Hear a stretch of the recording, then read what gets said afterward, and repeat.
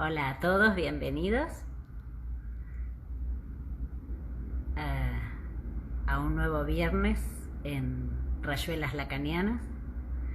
Mi nombre es Violén Fuapúpulo y hoy no va a poder estar, pero la semana que viene sí, María Alejandra Quevedo, que es quien me acompaña en estos vivos que hacemos semanalmente entre abril y noviembre sobre psicoanálisis, hablando especialmente de cuestiones técnicas.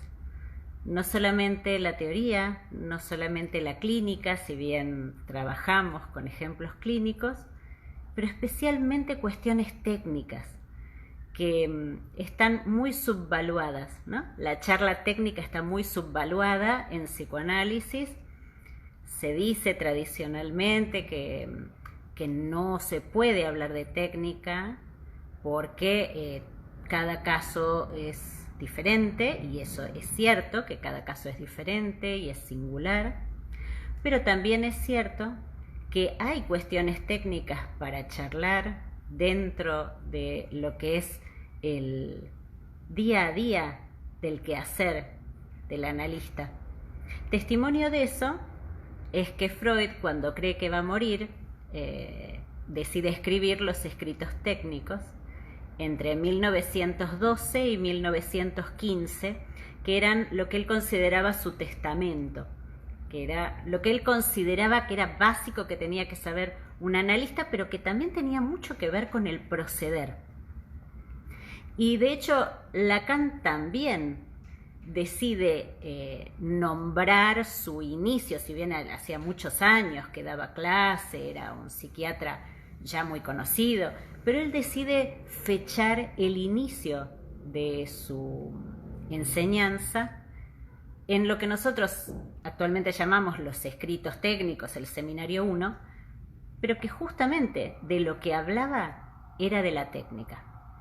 Así que, ¿cómo no van a ser bienvenidos a que charlemos acerca de esto?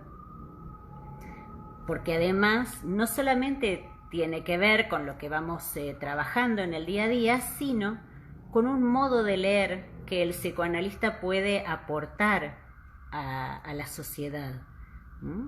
Y que especialmente en estos tiempos, con tanta priorización de la imagen, el análisis tiene algunas cosas para decir. Hoy, antes que nada, voy a agradecer primero, como siempre, a Patricia Slukic, que fue quien hoy me hizo una entrevista para un podcast sobre inteligencia artificial y psicoanálisis. La verdad fue divina. Pude contar la teoría de Lacan, lo imaginario, lo simbólico, lo real. Ustedes saben que yo intento transmitirlo de un modo sencillo, así que estuvimos hablando de lo complejo y de lo sencillo a la vez. Fue una hora genial, así que ni bien, ese podcast se dé al aire, ahí lo vamos a compartir con Alejandra a través de las redes. La otra cuestión es agradecer que también en México voy a presentar el libro de inteligencia artificial el martes 23 de abril, así que ya la semana que viene voy a estar hablando desde allí, va a estar Ale desde Argentina y yo desde México, así que pero empecemos a trabajar. Hoy es muy importante contarles qué fue lo que despertó el interés, digamos, por hablar de este tema, que tiene que ver con avanzar de lo imaginario a lo simbólico, en qué cosas el analista no tiene que caer. Tiene que ver con que esta semana estuve trabajando con una paciente respecto de la historia de sus abuelos. Y por supuesto eso está tomado por los relatos de los padres.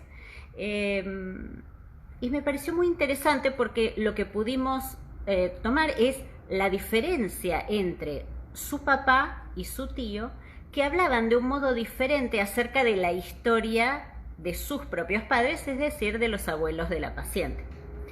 Y en ese trabajo que fuimos haciendo y que tiene mucho que ver con aquello que la trae análisis, en la escena esta abuela era una abuela en términos de uno de esos dos hermanos, muy mala madre, aparentemente muy terrible, ¿no? Estaba puesto todo el peso de la escena en ella, mientras que el esposo, es decir, el abuelo de la paciente, parecía en este sentido ser una víctima, ¿no?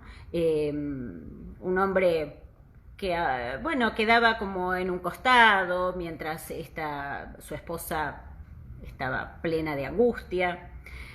Y me pareció una buena ocasión hablar de esto con ustedes, sobre todo para aquellos que tienen que trabajar en la urgencia. Hay algunos colegas que tienen que trabajar en ambulancias, que tienen o que reciben urgencias, están en los servicios de urgencia en los hospitales. ¿Y qué hace uno cuando recibe estas situaciones? Del mismo modo también que a veces aquellos colegas que tienen que trabajar con parejas, ¿sí? Y que a veces se dan situaciones de muchísima agresividad en el medio del consultorio y por momentos es difícil para el analista tanto poner un alto, intervenir, como poder leer lo que está pasando allí. Parte de este trabajo que venimos haciendo en Rayuelas Lacanianas es intentar acompañar, ayudarlos a que puedan leer en tiempo real, es decir, que puedan ir viendo cómo se mueve ese nudo en cada uno de tanto, digamos, en esa pareja, digamos, tanto en uno como en otro, cómo se mueve el nudo borromeo en cada uno, cómo se acompasa y cómo a veces no. Parte de este trabajo entonces, les decía, tiene que ver con perforar esa imagen. ¿Qué es lo que sucede? Lacan nos lo avisa con mucho cuidado en el seminario 11 cuando se dedica a hablar especialmente de la mirada. ¿Y qué es lo que aporta de nuevo? Porque en general nosotros tendemos a pensar, bueno, yo, ¿no? Sujeto, miro, verbo, ¿no? Algo, ¿no? Y en general tiende a ser pensado en esos términos, ¿no? Como unidireccional, ¿no? Y que el objeto es un objeto inerte, mientras que lo activo es lo que el sujeto hace, ¿verdad? Esta es la versión, por supuesto, imaginaria, y ahí es donde lo que hoy quiero recordarles es especialmente qué significa cuando Lacan dice, no, momentito, es totalmente al revés. Y ahí uno dice, ¿pero a qué se refiere con esto? ¿Cómo lo vemos en la clínica? Lo vemos en la clínica cuando podemos comprender que ese objeto, ¿no? El que estamos supuestamente mirando, ha atrapado nuestra mirada. Es el objeto el que atrapa y desencadena en el sujeto el proceso pulsional del objeto a mirada, la pulsión escópica. Pero es el objeto lo que causa ese movimiento. ¿Qué significa esto cotidianamente? Que es lo que verdaderamente importa, ¿no? A la hora de estos conceptos teóricos. Significa que es muy probable que cuando suceden estas cuestiones el analista quede eclipsado, eclipsado, como por un momento congelado diciendo, ¿cómo se hace con esto? Es decir, que quede por unos minutos a veces inhabilitado de trabajar. ¿Comprenden? Quiere decir que el objeto ha producido en el sujeto un punto de eclipse, donde el sujeto, digamos, que es el analista, hace obstáculo a la función. ¿Qué sucede allí? ¿Cuál es el modo técnico de salir de esa situación? La primera cuestión es que el analista es ante todo un analizante. Tiene que comprender los momentos en los cuales estamos atrapados en esa imagen, momentos en que decimos acá algo de todo esto que están diciendo me hace pregunta, me convocó como sujeto, momentos en que el analista apareció como sujeto y se salió de la función. La primera cuestión es cerrar los ojos, ¿sí?, a eso imaginario que se da a ver para sí poder escuchar. escuchar qué está en juego.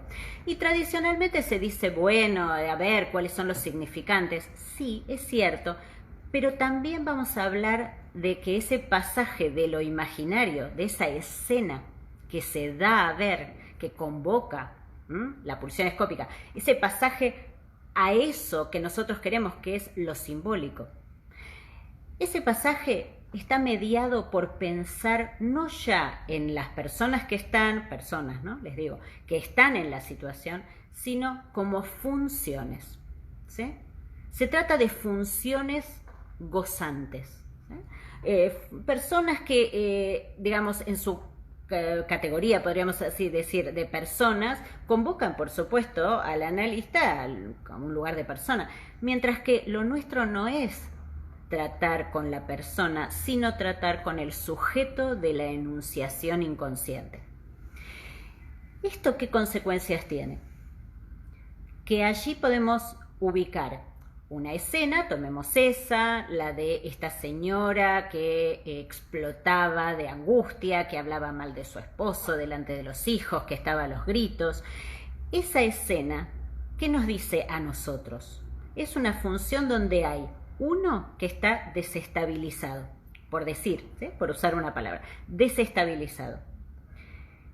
Y la otra figura, la otra función, ¿cuál es? En la escena imaginaria, el que aparece como este abuelo, digamos, parece como una persona que es una víctima, ¿no? Este hijo, les contaba, ¿no? Esos dos hijos, uno dice, ay, pobre mi padre, qué mala que era mi madre, ¿no? Otro hijo tiene una versión realmente distinta. Entonces, en la escena imaginaria, ese hombre sería una víctima, ¿sí? Pero, ¿qué sucede si traspasamos a la escena simbólica? Decimos, hay una figura desestabilizada y una figura que no está desestabilizada. Y esto es muy importante. ¿Por qué? Porque la figura que no está desestabilizada, primero tenemos que preguntarnos por qué no está desestabilizada. Porque a veces sucede que esa figura puede estar preocupado, por ejemplo, por su esposa, no sé, supongamos, preocupado por ahí lo que le está pasando, no sé cómo hacer, no sé cómo hacer para calmarla, que se quede tranquila, trata de contenerla. Es una figura que se compromete con la escena que está ocurriendo. Pero también puede ocurrir otra cosa, y es que eso que aparece, digamos, ¿no? Esa persona que aparece como víctima, en la escena, cuando la analizamos, lo que aparece es que busca alianza con el terapeuta, supongamos, o quien está mirando la escena. Allí tienen la base de lo que yo siempre les digo, que es el fantasma. El fantasma es, digamos, tiene tres figuras: uno que tiene todos los recursos, uno que cree que no tiene ningún recurso y alguien que está casi como si estuviera desde afuera mirando. ¿Qué sucede cuando ese otro que parecía una víctima trata de hacer alianza con nosotros?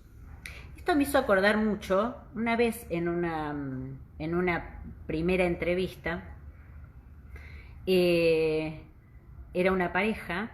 Ella estaba muy angustiada, le recriminaba cosas, bueno. Él parecía tratarla con mucho cariño, con mucho amor, ¿no? Todo uno podría decir qué persona interesante, ¿no? Como la contenía, buscaba contenerla. Cuando termina la sesión, un minuto antes de irse, ella pide si puede pasar al baño para arreglarse, estaba muy llorosa. Entonces ella pasa al baño y yo quedo sola con su pareja. Y él me mira y me dice, bueno, a ver si lográs, pero así, en este tono, a ver si lográs que se calme un poco.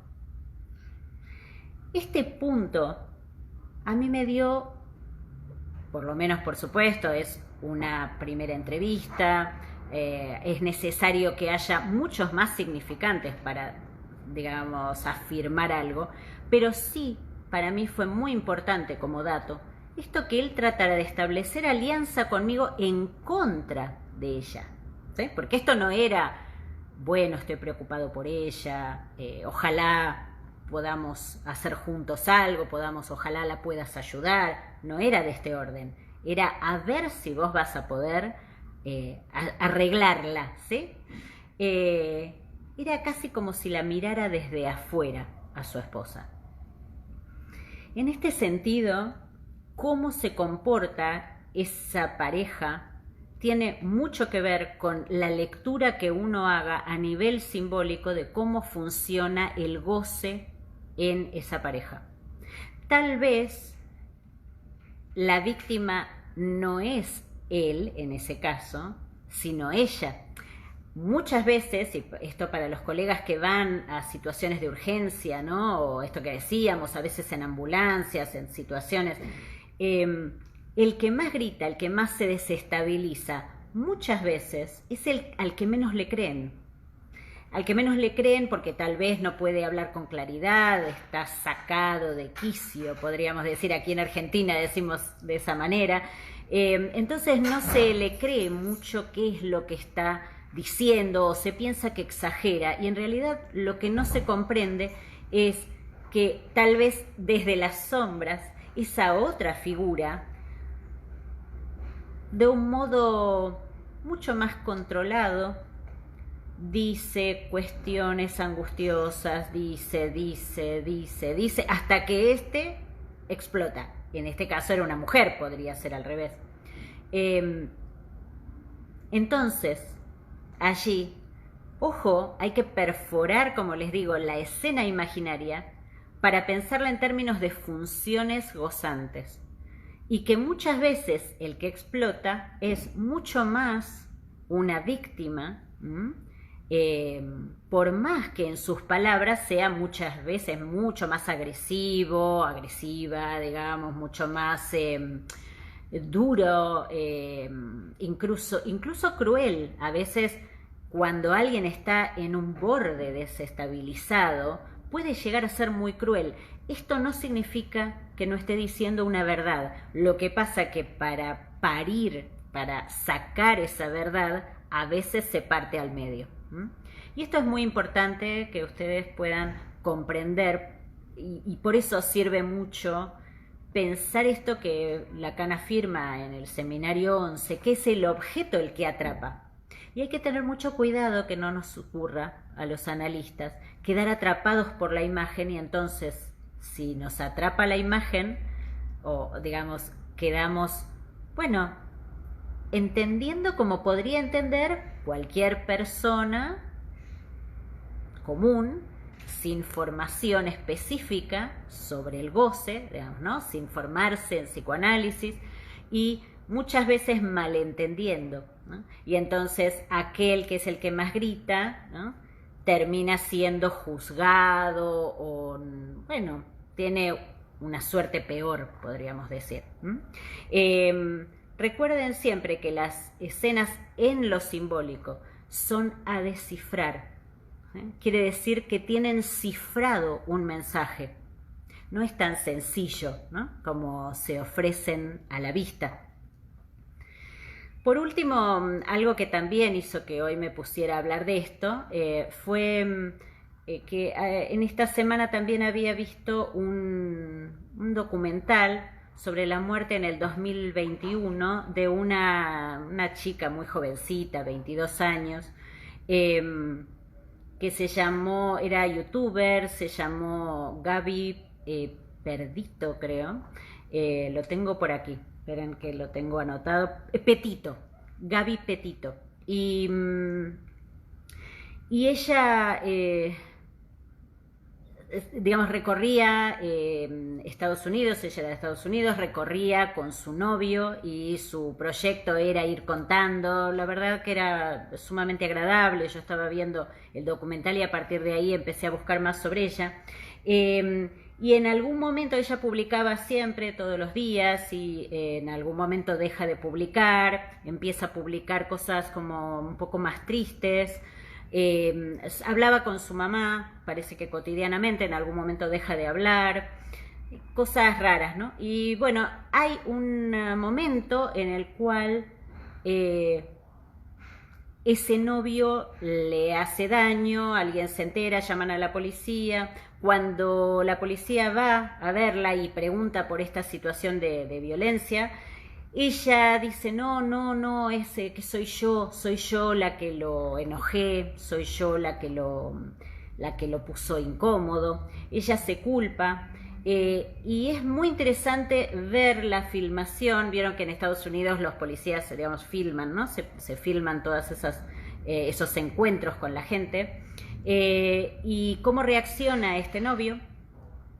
El novio hace alianza, ¿no? Busca hacer alianza con la policía. Está bien ahí en esas escenas, la policía no cae, pero él busca hacer alianzas, digamos, se hace muy el simpático. Resumidas cuentas, un mes y medio después, ella aparece estrangulada, ¿m? Y él termina siendo quien lo hizo. Y fue muy fuerte cuando yo lo veía porque me pareció que tenía que ver con esto, ¿no? Con que, bueno, la policía allí no tiene por qué saber, no tiene por qué tener la formación para perforar, ¿no? Como yo les digo, esa imagen que se da a ver, pero sirve mucho cuando uno ve estos personajes que buscan hacer alianza mientras el otro está angustiado, llorando, porque ella está muy, muy angustiada, y llora y se echa la culpa a sí misma. Ni creerle a ella, que era culpa de ella, ni creerle a él cuando él se hace el simpático, ¿no? Perforar la imagen en ese sentido es comprender que ese sujeto tenía rasgos perversos claramente, porque ahí él no se angustia por ella, este chico que después la asesina, no se angustia por ella, él está como diciendo, bueno, ya se le va a pasar, estas cosas pasan, ¿no?